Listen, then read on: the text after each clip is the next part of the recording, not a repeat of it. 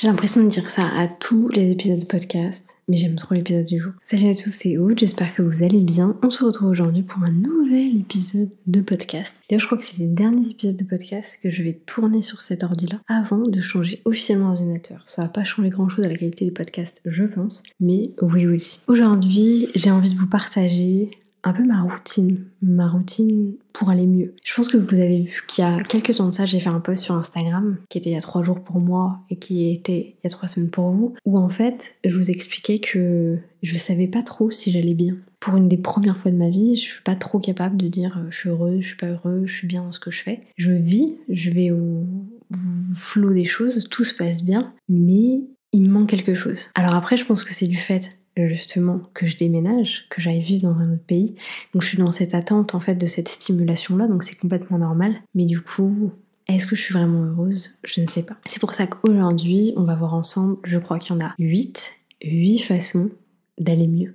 8 façons d'être un peu plus heureux. Première façon, j'en parle très souvent, vivre dans le présent. Les personnes qui vivent dans le passé sont des personnes nostalgiques. Les personnes qui vivent dans le futur sont des personnes angoissées. Les personnes qui vivent dans le présent, a priori, sont bien plus heureuses que les autres. Et du coup, mon premier conseil, c'est ça. Essayez le plus possible de vivre dans le présent. Vivre l'instant présent sans vous poser de questions, sans vous dire qu'est-ce qui va se passer demain, qu'est-ce que j'ai mal fait hier, comment est-ce que je peux faire pour changer ça. Ça sert à rien. Vivre dans le présent va vraiment vous permettre d'avoir un sentiment en fait de satisfaction qui est bien plus fort. Et du coup, ça a vachement de lien avec le 8e conseil que je vais vous donner, donc restez bien jusqu'à la fin. La deuxième chose, c'est avoir un but dans la vie, un pourquoi et une vision. Concrètement, avoir plus ou moins une raison de vous lever le matin. Le fait d'avoir une vision, d'avoir un pourquoi, m'a toujours motivée. Et c'est quelque chose sur lequel j'ai très très vite travaillé parce que venant de Decat où on avait un pourquoi, où il y avait une vision extrêmement forte,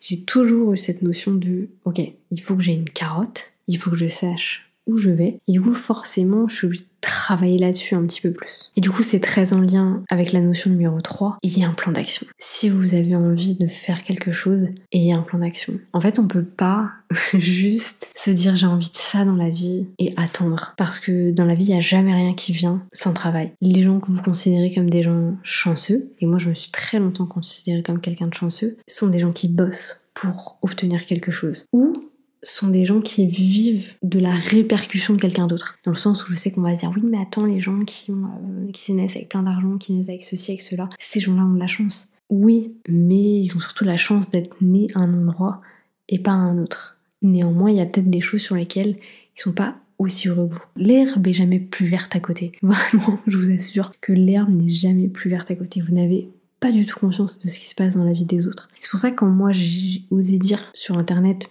à ma petite communauté que je savais pas si j'allais bien, et ben j'ai reçu plein de soutien, j'ai reçu plein de messages de personnes qui m'ont dit on pensait que tout allait très bien dans ta vie. En soi, tout va très bien dans ma vie, mais on s'attend pas à ce que les gens osent dire ça tout simplement.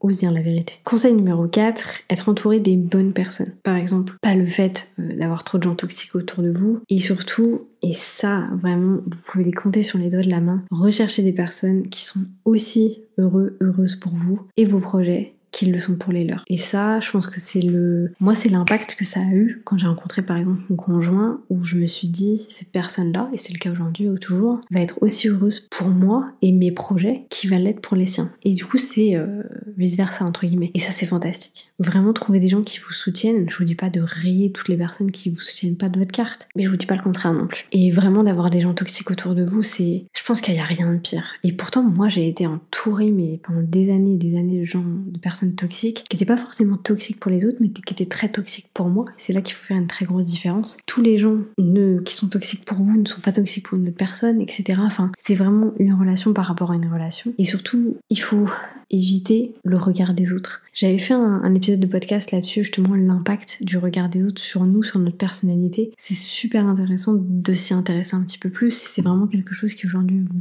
pèse, sur lequel vous réfléchissez, vous analysez. N'hésitez pas à aller voir cet épisode de podcast parce que vraiment j'avais adoré le tourner. Et aujourd'hui, l'impact qu'on va avoir sur les autres est très fort, mais l'impact qu'ils ont sur nous, forcément, est très fort aussi. Donc c'est pour ça, entourez-vous bien. Par exemple, je vous donne un exemple là du présent.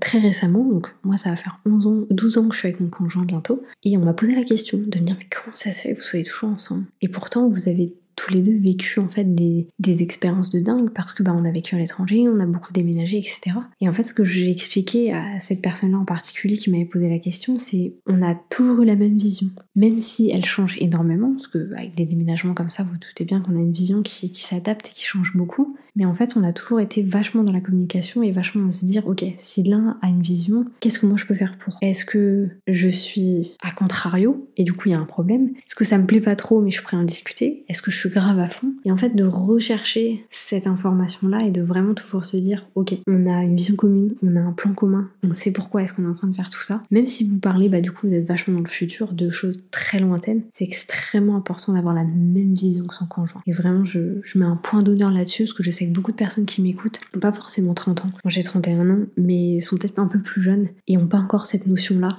Et je vous assure que si aujourd'hui vous êtes, peu importe la personne avec qui vous êtes, homme, femme, peu importe, si vous n'êtes pas avec une personne qui a la même vision que vous, il y a forcément un moment où ça ne marchera plus. 5e petit conseil, après ce Love Doctor, avoir des routines. Moi j'ai beaucoup de routines. J'ai mes routines du matin, j'ai mes routines du soir, j'ai mes routines en cas d'imprévu, comment ça se passe quand je me mets à beaucoup stresser, comment ça se passe quand je me mets à beaucoup angoisser, ce genre de choses. Donc j'ai toujours un moyen de un peu remettre de l'ordre dans ma tête, et c'est pour ça que j'ai beaucoup de routines. Alors en soi je travaille sur le développement d'entreprise et du coup les process, donc forcément ça joue aussi, j'ai beaucoup l'habitude, mais du coup voilà, j'ai vraiment ce côté qui est hyper important pour moi d'avoir des routines, et ça peut vous changer une vie. En fait, ce qu'il faut voir, c'est que votre journée, c'est une variable.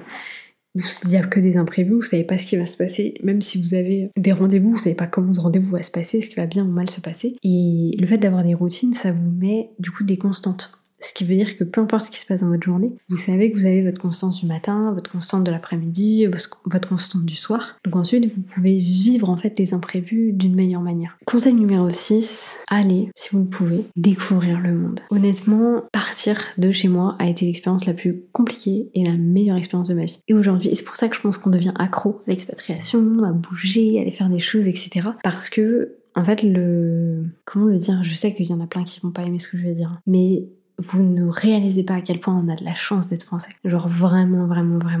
Moi j'ai vécu et été dans des pays, rencontré des cultures où c'en est à pleurer quoi. Vraiment, c'en est à pleurer. Et en fait, quand je vois le mindset français, c'est super dur pour moi. Parce que, et c'est marrant parce que c'était un étranger qui vit en France depuis des années, sa femme est française, etc., qui m'avait fait la remarque, qui m'avait dit le français aime beaucoup critiquer, mais n'aime pas donner de solution. Et on aura beau dire tout ce qu'on veut, et c'est pour ça que je sais que je vais pas me faire aimer à dire ça, mais c'est tellement vrai. C'est tellement vrai. On adore critiquer, on adore se plaindre. Moi la première, j'ai beaucoup changé en partant à l'étranger, parce que quand je me permettais de me plaindre de certaines choses, je me suis rendu compte que derrière, c'était quand même un petit peu chaud d'aller dire ça à des personnes qui n'ont rien. Et je dis pas qu'il faut aller voir des personnes qui n'ont rien, absolument pas. Hein. C'est pas le but de ce que je suis en train de vous dire, mais allez découvrir le monde, allez rencontrer d'autres cultures, même des gens qui sont en Europe. Je vous donne un exemple. Je pars vivre en Roumanie, ok? Je sais que beaucoup d'entre vous se disent la Roumanie, mais tu pourrais aller vivre à Bali, pourquoi tu vas pas vivre à Bali? Parce que j'ai envie d'aller vivre en Roumanie, parce que j'adore la Roumanie, parce que la Roumanie c'est fantastique. Mais je sais, et c'est pas péjoratif, que 80% des gens qui regardent cette vidéo, qui écoutent ce podcast, se disent que la Roumanie, c'est les Roms, la Roumanie, c'est le tiers-monde, la Roumanie, il y a peut-être pas l'électricité, mais pas loin. En fait, on a des préjugés tellement énormes sur certains pays, et c'est pas de votre faute, c'est pas de ma faute, c'est pas de notre faute, c'est la faute des médias, tout simplement. Ce podcast est en train de partir, je suis pas où, désolée. Mais c'est qu'on est tellement bourriné par ce que nous montrent les médias qu'en fait, on a aucune image autre que ça. Pareil, un autre exemple pour ouvrir un peu découvrir le monde. Le jour, je suis tombée sur un Reels de Kenji Girac. Je pense que vous voyez qui c'est, un mec qui a gagné The Voice, qui est un gitan. Et on lui posait la question, qu'est-ce que tu penses des documentaires sur les gitans? Et lui répond, en fait j'ai l'impression que chez nous on fait des anniversaires ou des mariages. Ça s'arrête là. Il n'y a rien de plus. Mais parce que c'est vrai, parce que les documentaires, parce que les médias aujourd'hui veulent nous montrer une image du monde qui n'est pas la réalité. Donc je vais m'arrêter là-dessus parce que je sens que j'ai perdu beaucoup d'entre vous, mais découvrez le monde. Allez voir ailleurs que ce qu'il y a en France et rendez-vous compte de la chance que vous avez de vivre dans ce très beau pays. Que je quitte, mais très beau pays quand même. Conseil numéro 7, après m'être un petit peu emporté, simplifiez les choses vraiment le plus possible, que ce soit dans votre business, que ce soit dans votre vie du quotidien. Apprenez à dire non pour vraiment pouvoir, encore une fois, vous simplifier les choses. Et puis surtout, essayez de faire des choses plus spontanées. Essayez de vous rendre compte de vivre le présent et du coup de faire des choses qui vous rendent peut-être plus heureux sur le coup.